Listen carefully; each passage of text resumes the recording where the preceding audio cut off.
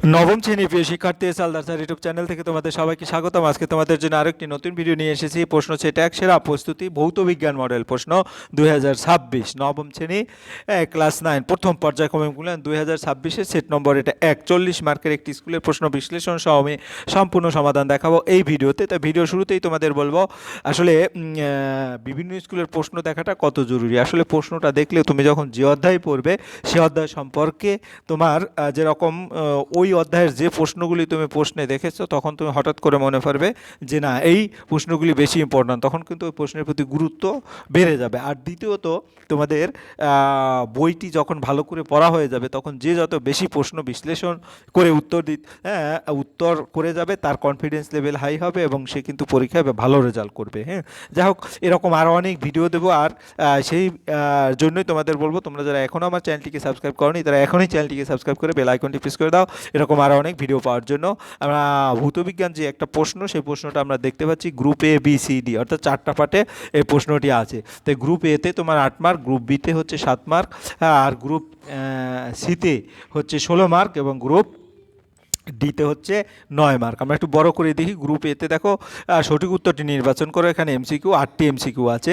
আর group বিতে হচ্ছে নিম্নলিখিত প্রশ্নগুলো অতি সংক্ষিপ্ত উত্তর দাও, এখানে কিন্তু তোমার টোটাল 60টি প্রশ্ন আছে 1 মার্ক করে। 3 নম্বরের প্রশ্ন হচ্ছে 8টি প্রশ্ন উত্তর দিতে হবে অথবা অথবা বা অপশন যেগুলি সেগুলি দেখে টোটাল 8 দুগুণে 16 মার্ক। এবং 4 নম্বরে হচ্ছে 3 মার্কের 3টি প্রশ্ন উত্তর দিতে হবে, এখানে অনেক প্রশ্নই অথবা আছে। হ্যাঁ, তাহলে এখানে 3 3-এ 9 মার্ক। আমরা সরাসরি চলে যাব 1 নম্বরের প্রশ্ন। সঠিক উত্তরটি নির্বাচন করো। প্রদত্ত কোনটি দৈর্ঘ্যের ক্ষুদ্রতম একক?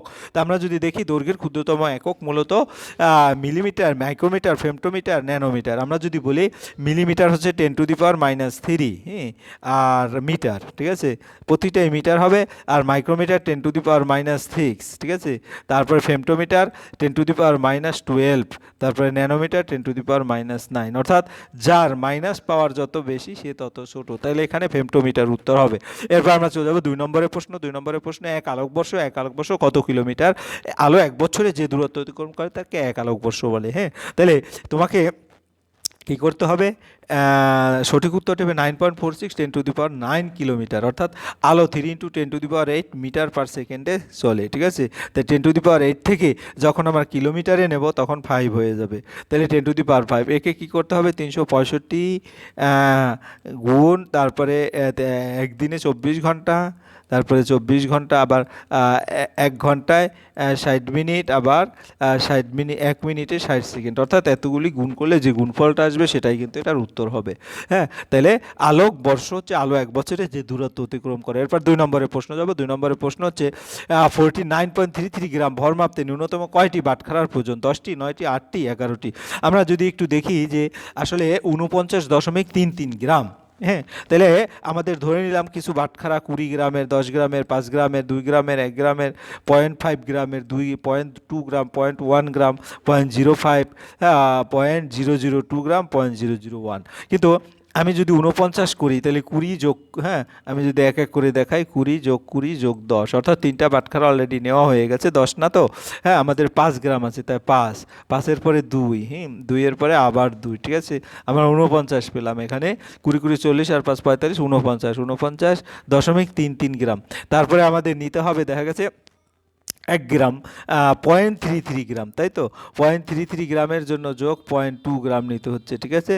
তারপরে যোগ 0.1 গ্রাম নিতে হচ্ছে, তারপরে যোগ 0.02 গ্রাম, তারপরে যোগ 0.01 গ্রাম। এই হচ্ছে আমাদের টোটাল 33। তাহলে কয়টি বাটখারা? 1 2 3 4 5 6 7 8 9টি বাটখারা। তাহলে আমরা যদি উত্তরটা দেখি এখানে আসলে 9টি বাটখারা আছে কিনা, বিভিন্ন আঙ্গিকে করা যায়। তাহলে দেখি কয়টি বাটখারা আছে, এখানে 9টি বাটখারা আছে, অর্থাৎ বি নম্বরে উত্তর হবে। এরপরে একটি গাড়ি যাত্রাপথে অর্ধেক দূরত্ব 40 কিলোমিটার পার আওয়ার গতিতে এবং বাকি অর্ধেক দূরত্ব 60 কিলোমিটার পার আওয়ার গতিতে চলে। গাড়ির গড় দ্রুতি নির্ণয় করো। এই গড় দ্রুতি নির্ণয়ের জন্য আমাদের যেটা জানতে হবে সেটা সূত্র হচ্ছে 2uv divide 2v1 v2 divided v1 plus v2। 2 আর v1 হবে তোমার কি এখানে 40 কিলোমিটার পার আওয়ার, আর v2 হবে 60 কিলোমিটার পার আওয়ার। তারপরে মানটা বসিয়ে দেবো, ক্যালকুলেশন করবো, 48 কিলোমিটার উত্তর, 48 কিলোমিটার, এটা সি নম্বর উত্তর। এরপর আমরা চলে যাবো যাবো 4 নম্বরের প্রশ্ন। 4 নম্বরের প্রশ্ন কি বলেছে? 4 নম্বরে তো বলেই দিয়েছি। 5 নম্বরে এক ডাইন বল 1 মিলিগ্রাম ভরের বস্তুর উপর কাজ করলে কত ত্বরণ সৃষ্টি হবে? আমরা যদি একটু দেখি, এক ডাইন 1 মিলিগ্রাম অর্থাৎ এসআই এককে রূপান্তর ত্বরণ হচ্ছে, তাহলে 1 গ্রাম ভরের উপর ক্রিয়া করবে যখন, এক ডাইন 1 গ্রাম ভরের যখন উপর ক্রিয়া করে, তখন কি হবে? 1 ডাইন সমান 1 gram centimetre per second square, আর এসআই এককে রূপান্তর করলে তোমার 10 মিটার পার সেকেন্ড স্কোয়ার এরকম হয়। তাহলে এটা 10 মিটার পার সেকেন্ড স্কোয়ার এরকম হবে। পরের প্রশ্ন হচ্ছে ইলেকট্রনের আধান, এটা মুখস্থ, মানে এটা তোমরা মুখস্থ করবো 1.6 10⁻⁻19 অর্থাৎ 19, এই নম্বর উত্তর 11, হ্যাঁ, কুলম। তারপরের যে প্রশ্নটা সেটা হচ্ছে কি, ভর সংখ্যা 1 কিন্তু পারমাণবিক ক্রমাঙ্ক আলাদা। যদি ভর সংখ্যা 1 হয়, হ্যাঁ, পারমাণবিক ক্রমাঙ্ক আলাদা হয়, তাহলে সেটা আইসোবার হবে, অর্থাৎ এই নম্বর। যদি প্রোটন সংখ্যা সমান হয়, তাহলে সেটা হবে আইসোটোপ, হ্যাঁ। তা আইসোটোপে প্রোটন সংখ্যা সমান, নিউটন সংখ্যা ভিন্ন। আমি আর একটা ইনফরমেশন তোমাদের বলে দিয়েছি। এরপরে অক্সিজেন 2 মাইনাস আয়নের যোজ্যতা কক্ষে ইলেকট্রন সংখ্যা কত? আমরা যদি দেখি, সঠিক উত্তর 10 হবে। কারণ কি, অক্সিজেনের পারমাণবিক সংখ্যা 8, কাজে অক্সিজেনের ইলেকট্রন 8, কিন্তু 2 মাইনাস মানে আরও 2টি ইলেকট্রন এর সাথে অ্যাড হবে, তা 8 যোগ 2 10, অর্থাৎ উত্তর হবে 10। আশা করি আমরা এমসিকিউ প্রশ্ন সুন্দরভাবে তোমাদের বিশ্লেষণ করে দেখিয়েছি। এবারে হচ্ছে গ্রুপ বি হচ্ছে শূন্যস্থান পূরণ করো। তড়িৎ প্রবাহ একটি ড্যাশ রাশি। তড়িৎ প্রবাহ কি? তড়িৎ প্রবাহ হচ্ছে একটি স্কেলার রাশি। যে ভৌত রাশি শুধুমাত্র মান থাকে কিন্তু দিক থাকে না, তাকে স্কেলার রাশি বলে। তোমাদের প্রথম চ্যাপ্টারে কিন্তু ক্লিয়ার করে দেওয়া আছে, কাজে এটা একটা স্কেলার রাশি। 1 নম্বর উত্তর হয়ে গেল। 2-এর 1। এরপর 2-এর 2, চাপের সিজিএস এককে কি বলে? চাপের সিজিএস একক হলো ডাইন পার সেন্টিমিটার স্কোয়ার। বিশ্লেষণ চাপ সমান বল বাই ক্ষেত্রফল, সিজিএস পদ্ধতিতে। আমি শুধু এতটুকু উত্তর দিলেই হবে, বিশ্লেষণ তোমরা নিজে বোঝার জন্য। পরের প্রশ্ন হচ্ছে, কোনো কণা সমমন্দনে গতিশীল হলে বেগ সময় লেখচিত্রটি কীরূপভাবে অঙ্কন করো? আসলে এই চিত্রটা এদিকে সময় আর এদিকে বেগ, হ্যাঁ, বেগ সময়, এটা ঋণাত্মক যে ত্বরণ সেটা এখানে বোঝানো হচ্ছে, অর্থাৎ সময় গড়িয়ে যাচ্ছে আস্তে আস্তে। তাহলে ব্যাখ্যা, সমমন্দনে মানে হলো বেগ সমান হারে কমে, তাই সময় বাড়ার সাথে সাথে বেগ, যেমন এদিকে হচ্ছে আমার কি বেগ, তাহলে সময় বাড়ছে, দেখো আস্তে আস্তে বেগ কমে যাচ্ছে, নিচের দিকে যাচ্ছে। যদি বেগ বাড়তো তাহলে এরকম উপরের দিকে হতো। যাই হোক, রৈখিক শুরুতেই বেগ বেশি, পরে ধীরে ধীরে শূন্যে নেমে আসে। লেখচিত্র বৈশিষ্ট্য, এভাবে তোমরা চিত্রটা এঁকে দিলেই হবে। আমি একটু ডিটেলস বর্ণনা দিয়ে দিছি, এত ডিটেলস কিছুই লিখতে হবে না। এরপরের প্রশ্ন, কোনো বস্তুর উপর একাধিক বল প্রযুক্ত হলে গতির অভিমুখ ক্রুক হবে, অথবা প্রশ্ন, হ্যাঁ, তাহলে কোনো বস্তুর উপর একাধিক বল, হ্যাঁ, একসাথে প্রয়োগ হলে বস্তুটি গতি অভিমুখ হবে লব্ধি বলের অভিমুখে। অর্থাৎ যদি বলি একাধিক বল একসাথে কাজ করলে সেগুলো ভেক্টর যোগফল নিলে একটি লব্ধি বল পাওয়া যায়। নিউটনের দ্বিতীয় সূত্র অনুযায়ী বস্তুটি লব্ধি বলের দিক বা ত্বরণ প্রাপ্ত হয়, ফলে বস্তুর গতির পরিবর্তন, বেগের পরিবর্তন হবে লব্ধ বলের দিকেই। তাহলে আমার কিন্তু উত্তরটা এখানেই শেষ, কিন্তু তোমার ব্যাখ্যাটা তোমাকে নিজে বোঝার জন্য। এরপরের প্রশ্ন, কোনো চলমান বস্তুকণার ভর এবং তার উপর ক্রিয়াশীল বল উভয় অর্ধেক করা হলে বস্তুকণাটির ত্বরণের কিরূপ পরিবর্তন হবে? হ্যাঁ, তাহলে উভয় যদি অর্ধেক করা হয়, নিউটনের দ্বিতীয় সূত্র সে এ সমান F/m। এখন প্রশ্ন অনুযায়ী এফ অর্ধেক করা হলো F/2, আবার এম অর্ধেক করা হলো ভর M/2।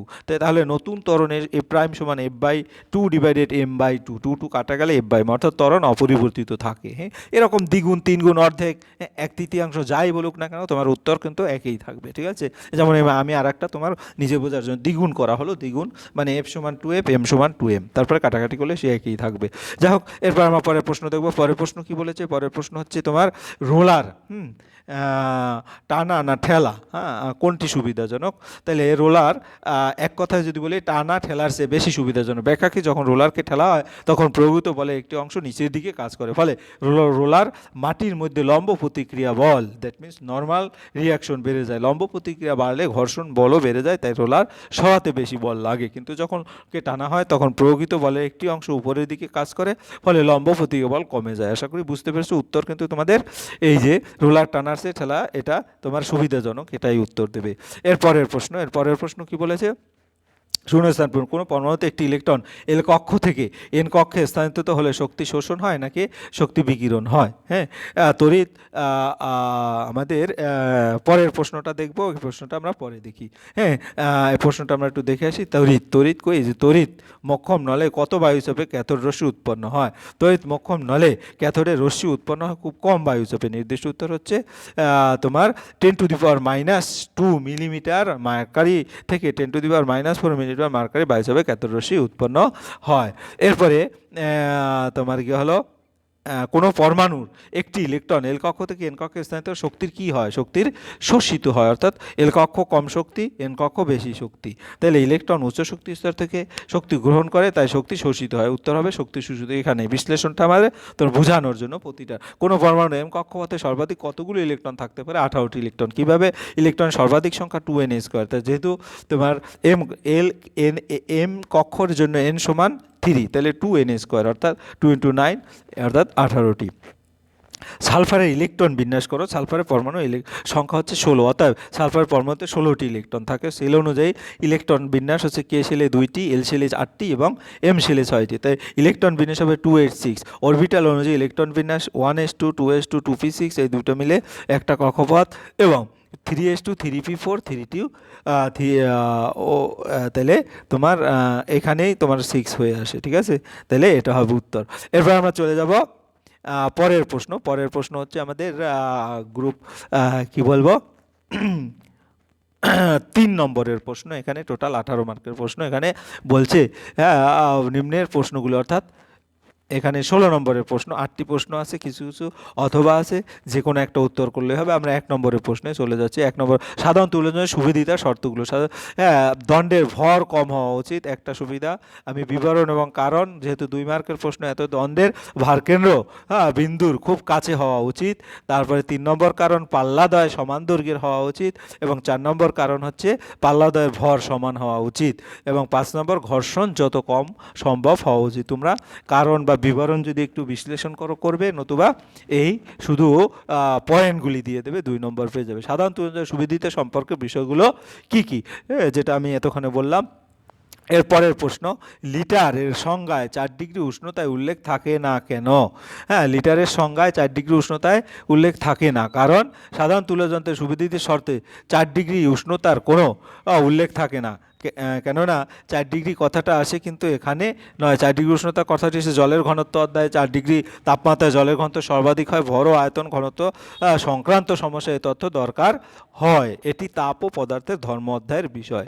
এরপরে আমরা যদি বলি পরের প্রশ্ন, রৈখিক না অথবা যেটা লব্ধ এককের সংজ্ঞা দাও। লব্ধ একক, যে একক, এটা প্রথম অধ্যায়ের প্রশ্ন, যেটা যে এককগুলি এক বা একাধিক মৌলিক এককের সাহায্যে গাণিতিকভাবে নির্ণীত বা প্রকাশ করা হয় তাদের লব্ধ একক বলে। ভূতরাশির কিছু একক সরাসরি মৌলিক একক নয়, সেগুলি দৈর্ঘ্য, ভর, সময় ইত্যাদি মৌলিক এককে গুণ, ভাগ বা ঘাতের মাধ্যমে প্রকাশ করা হয়। এই এককগুলি লব্ধ একক। বেগের একক যেমন মিটার পার সেকেন্ড, যে কোনো একটা উত্তর দিয়ে দেবে। আমি 3-4টা উদাহরণ দিয়ে দিয়েছি। এরপরের প্রশ্ন কি বলেছে, রৈখিক ভরবেগের সংরক্ষণ সূত্রটি বিবৃতি করো।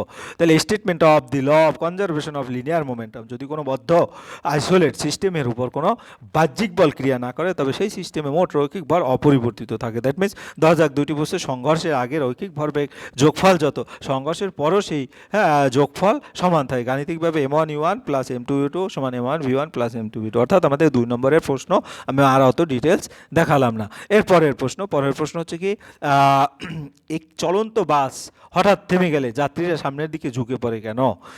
তাহলে জড়তার কারণে যাত্রীরা সামনের দিকে ঝুঁকে পড়ে। বাস থেমে গেলে যাত্রীর দেহের উপরের অংশ চলতে চায়, এই প্রবণতাই জড়তা। তারপরের প্রশ্ন, তাই একটি গাড়ি ব্রেক করে 6 মিটার পার সেকেন্ড মন্দর সৃষ্টি করে 2 সেকেন্ড পরে থেমে যায়, ওই সময় গাড়িটি কত দূরত্ব অতিক্রমে? 2 মার্কের একটা অঙ্ক প্রশ্ন।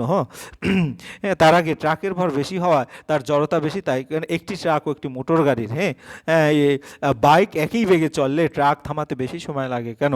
ট্রাকের ভর বেশি হয়, তা জড়তা বেশি, তাই বেশি বল লাগে। ভর যত বেশি হবে জড়তা তত বেশি হবে। ট্রাকের ভর বেশি হয়, গতি পরিবর্তনে বেশি বল দরকার। এরপরের প্রশ্ন, যেটা আমরা অথবার উত্তরটা আগে দিয়েছি। এখন আমরা মেন প্রশ্নে দেব। একটি গাড়ি ব্রেক করে 6 মিটার পার সেকেন্ড স্কোয়ার মন্দন সৃষ্টি করে 2 সেকেন্ড পরে থেমে যায়, ওই সময় গাড়িটি কতটা দূরত্ব অতিক্রম? দেওয়া আছে মন্দন এ সমান -6 মিটার পার সেকেন্ড স্কোয়ার, টি সমান 2 সেকেন্ড, শেষ বেগ ভি সমান 0, কারণ গাড়িটি থেমে যায়। প্রাথমিক বেগ যদি নির্ণয় করি, ভি সমান ইউ প্লাস এটি, ইউ সমান 0 মাইনাস ইউ না, ভি সমান 0, ইউ তো বের করবো এখানে -6 × 2 অর্থাৎ 12 মিটার পার সেকেন্ড। অতিক্রান্ত দূরত্ব এ সমান ইউটি প্লাস হাফ এটি স্কোয়ার। অর্থাৎ 12 × 2 প্লাস হাফ, এ এর মান -6 আর টি স্কোয়ার মানে 2 স্কোয়ার, 24 থেকে 12 গেলে 12 মিটার, তাহলে বস্তুটি 12 মিটার দূরত্ব অতিক্রম করবে। এর পরের প্রশ্ন হচ্ছে কি পরমাণু আধান শূন্য হয় কেন? হ্যাঁ, পরমাণুতে প্রোটন ও ইলেকট্রন সংখ্যা সমান হয়, মোট আধান শূন্য হয়। প্রোটন ধনাত্মক এবং ইলেকট্রন ঋণাত্মক আধানযুক্ত সমান হয়, আধান বাতিল হয়ে যায়। এর পরের প্রশ্ন কি বলেছে? ধাতু ও তাপীয় আয়নন বলতে কি বোঝায়? হ্যাঁ, তাই ধাতু ও তাপীয় আয়নন থার্মাল ইমিশন। কোনো ধাতুকে পর্যাপ্ত পরিমাণ উত্তপ্ত করলে ধাতুর পৃষ্ঠ থেকে ইলেকট্রন নির্গত হওয়ার ঘটনাকে ধাতুর তাপীয় আয়নন বা থার্মোনিক নির্গম বলে। ব্যাখ্যা: ধাতু উত্তপ্ত হলে ইলেকট্রন শক্তি লাভ করে, পর্যাপ্ত শক্তি পেলে তারা ধাতুর পৃষ্ঠ ত্যাগ করে বেরিয়ে আসে। এই প্রক্রিয়ায় ধাতু ধনাত্মক আধানযুক্ত হয়। উদাহরণ: vacuum tube, cathode ray tube. এর পরের প্রশ্ন: রাদারফোর্ডের পরমাণু মডেল দুটি ত্রুটি। রাদারফোর্ডের পর ইলেকট্রন নিউক্লিয়াসের চারদিকে ঘুরতে ঘুরতে শক্তি বিকিরণ করে নিউক্লিয়াসে পড়ে যাওয়ার কথা, কিন্তু বাস্তবে তা হয় না। এটি পরমাণু রেখা বর্ণালী ব্যাখ্যা করতে পারে না। হ্যাঁ, তাহলে এই ত্রুটির কারণে বোর পরমাণু মডেল প্রস্তাবিত হয়। এর পরের প্রশ্ন হচ্ছে পরমাণু নিউক্লিয়াসের মধ্যে অতি ক্ষুদ্র স্থানে প্রোটন কণা একত্রে থাকে কিভাবে? হ্যাঁ, নিউক্লিয়াসে প্রোটনগুলো একত্রে থাকে নিউক্লিয় বল এবং শক্তিশালী নিউক্লিয় বলের কারণে। প্রোটনগুলো ধনাত্মক আধানযুক্ত, তাই তাদের মধ্যে বৈদ্যুতিক বিকর্ষণ বল কাজ করে, কিন্তু নিউক্লিয়াসের ভিতরে একটি অত্যন্ত শক্তিশালী আকর্ষণ বল কাজ করে। এই বলকে শক্তিশালী নিউক্লিয় বল বলে। এই বল খুব স্বল্প দূরত্বে কার্যকর হলে বৈদ্যুতিক বিকর্ষণ বলের চেয়ে অনেক বেশি শক্তিশালী। এই কারণে প্রোটনগুলো নিউক্লিয়াসের ক্ষুদ্র স্থানে স্থিরভাবে একত্রে থাকতে পারে। এর পরের প্রশ্ন তোমার কি হলো কোনটা? এটা একটি আয়তন, অর্থাৎ আমরা চলে যাব 4 নম্বরের প্রশ্ন। 4 নম্বরের প্রশ্ন কি বলেছে? এই যে 4 নম্বরে 3টি প্রশ্ন আছে। একটি আয়তন মাপক চোঙ ও একটি সাধারণ তুলা যন্ত্রের সাহায্যে একটি অসম আকৃতির ঘনবস্তুর ঘনত্ব কিভাবে নির্ণয় করবে? হ্যাঁ, তাহলে আমাদের প্রথমে করতে হবে কি? ভর নির্ণয় করতে হবে। প্রথমে সাধারণ তুলা যন্ত্রের সাহায্যে বস্তুটির ভর নির্ণয় করা হলো। তারপর আয়তন মাপক চোঙে কিছু জল নিয়ে প্রাথমিক জলস্তর V1 নেট করা। এরপর বস্তুটি সম্পূর্ণ জলে ডুবিয়ে নতুন জল স্তর V2 নেট নির্ণয় করা। বস্তুর আয়তন হবে V2 - V1 ঘন সেন্টিমিটার। তাই ঘনত্ব নির্ণয়ের সূত্র হচ্ছে কি? ঘনত্ব সমান ভর বাই আয়তন। তাহলে ভর m এবং তোমার আয়তন V2 - V1। অনিয়ন আকৃতির বস্তু আয়তন সরাসরি মাপা যায় না, তাই জল স্থান চ্যুতি পদ্ধতি ব্যবহার করা হয়। এরপরের প্রশ্ন হচ্ছে কি? আয়তন মাপক চোঙ ও স্টপ ওয়াচের সাহায্যে কল থেকে জল পড়ার হার নির্ণয় করার পদ্ধতি বর্ণনা করো। তাই আয়তন মাপক চোঙ ও স্টপ ওয়াচের সাহায্যে কল থেকে জল পড়া নির্ণয়ের পদ্ধতি হচ্ছে: প্রয়োজনীয় যন্ত্রপাতি আয়তন মাপক চোঙ, স্টপ ওয়াচ, জলের কল। তারপর পদ্ধতি: প্রথমে জল কলটি খুলে দাও এবং কিছুক্ষণ অপেক্ষা করো যাতে জল পড়ার হার ইউনিফর্ম হয়। আয়তন মাপক চোঙটি কলের নিচে ধরে নির্দিষ্ট সময়ের জন্য জল সংগ্রহ করা। স্টপওয়াচ চালু করে নির্দিষ্ট সময় টি অর্থাৎ 30 সেকেন্ড বা 60 সেকেন্ড পর স্টপওয়াচ বন্ধ করা হলো। এরপর আয়তন মাপক চোঙে সংগৃহীত জলের আয়তন ভি পার্ট নেওয়া হয়। একই পরীক্ষাটি 2-3 বার করো এবং গড় মান নাও যাতে ফল বেশি নির্ভুল হয়। গণনা: জল পড়ার হার হবে জলের আয়তন ডিভাইডেড সময়। তাহলে হার V/T। আয়তন মাপক চোঙ নির্দিষ্ট সময়ের মধ্যে সংগৃহীত জলের আয়তন মেপে এবং সেই সময় দ্বারা ভাগ করলে কল থেকে জলের হার নির্ণয় করা যায়। এরপরের প্রশ্ন: বীজগণিতিক পদ্ধতিতে ভি স্কয়ার সমান ই স্কয়ার প্লাস 2s প্রমাণ করতে বলছে। ধরা যাক প্রাথমিক বেগ কি, চূড়ান্ত বেগ ভি, ত্বরণে সময় টি, অতিক্রান্ত দূরত্ব। নিউটনের সূত্র অনুসারে আমরা জানি কোনো একটা বস্তু আদি অবস্থান যদি ইউ থাকে, সেখান থেকে সে টি সময় পরে ইউ টি সময় পরে বেগ যদি শেষ বেগ ভি প্রাপ্ত হয়, ভি সমান ইউ প্লাস এ টি। তারপরে আবার যদি আমরা বলি আর একটা দূরত্বের সূত্র এ সমান ইউটি প্লাস হাফ এ টি স্কোয়ার। 1 নং সমীকরণ থেকে আমার এখানে যদি আমি টি এর মানটা বের করি, টি সমান হবে ভি মাইনাস ইউ বাই তোমার এ। তা এই মানটা এখানে বসিয়ে দেবো। তারপরে এই টোটালি 2 নং সমীকরণে টি এর মানটা বসিয়ে দিলে দেখা গেছে আমার ইউ অর্থাৎ এখানে 2uv minus 2u square plus v square minus 2a square plus u square, আর এই এটা এখানে চলে আসবে 2a তাহলে 2a সমান v square minus u square. হ্যাঁ, 2a সমান স্কোয়ার, তাহলে ভি স্কোয়ার সমান ইউ স্কোয়ার প্লাস 2as, অর্থাৎ এক পাশ থেকে আর এক পাশে নিলে তাহলে এটাই সমীকরণটি প্রতিপাদন হয়ে গেল। পরের প্রশ্ন কি হচ্ছে? নিউটনের তৃতীয় গতিসূত্রের সাহায্যে রৈখিক ভরবেগের সংরক্ষণ সূত্রটি ব্যাখ্যা করো। হ্যাঁ, এটা একটু ছোটো করে দিয়েছি কারণ একটু বড় প্রশ্ন, এক পৃষ্ঠায় আমি ধরাতে যাচ্ছি। নিউটনের তৃতীয় গতিসূত্র থেকে রৈখিক ভরবেগের সংরক্ষণ সূত্র ব্যাখ্যা। ধরি দুটি বস্তু এ ও বি একটি বদ্ধ আইসোলেট যেটা সিস্টেমে পরস্পরের সাথে ক্রিয়া করছে। ধরি এ বস্তুর ভর m1 প্রাথমিক বেগ u1, বি বস্তুর ভর m2 প্রাথমিক বেগ u2। নিউটনের তৃতীয় গতিসূত্র প্রত্যেক ক্রিয়া একটি সমান ও বিপরীত প্রতিক্রিয়া, যেটা একটি বস্তু অন্যটির উপর যে বল প্রয়োগ করে অপরটি তার উপর সমান মানের একটি বিপরীতমুখী বল প্রয়োগ করে। অতএব এ বস্তুর উপর বি বস্তুর উপর প্রয়োগকৃত বল এফ, তাহলে বি বস্তুর উপর এ হলো মাইনাস এফ। নিউটনের দ্বিতীয় সূত্র প্রয়োগ করে। নিউটনের দ্বিতীয় সূত্র বলছে এফ সমান ভরবেগের পরিবর্তন ডিভাইডের সময়। অতএব এফ সমান m1 v1 minus u1 by T, এ মাইনাস এফ সমান m2 v2 minus U divided টি। তারপরে এই দুটো সমান যদি করি তাহলে এক পাশে ক্যালকুলেশন করে টি চলে গেলে আমার যে সম্পর্ক পাওয়া যায় m1 u1 plus m2 u2 plus m1 v1 plus m2 v2। ফলাফল সংঘর্ষের আগে সিস্টেমের মোট রৈখিক বেগ, সংঘর্ষের পরে সিস্টেমের মোট রৈখিক বেগ। অতএব প্রমাণিত হলো যে নিউটনের তৃতীয় গতিসূত্র থেকে রৈখিক ভরবেগের সংরক্ষণ সূত্র পাওয়া যায়। এরপরের প্রশ্ন হচ্ছে কি আমাদের, এরপরের প্রশ্ন কি দেখি আমরা।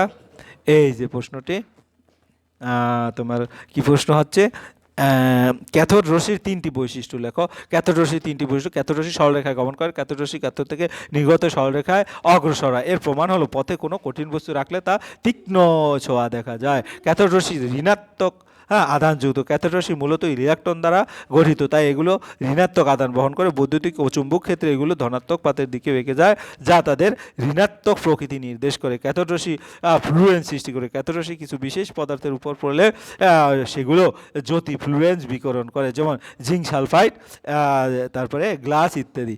পরের প্রশ্ন হচ্ছে কি তোমার, বোরের পরমাণু মডেলে স্বীকার্য তিনটি লেখো। বোরের প্রথম স্বীকার্য: নির্দিষ্ট শক্তিস্তর ইলেকট্রনে আবর্তন।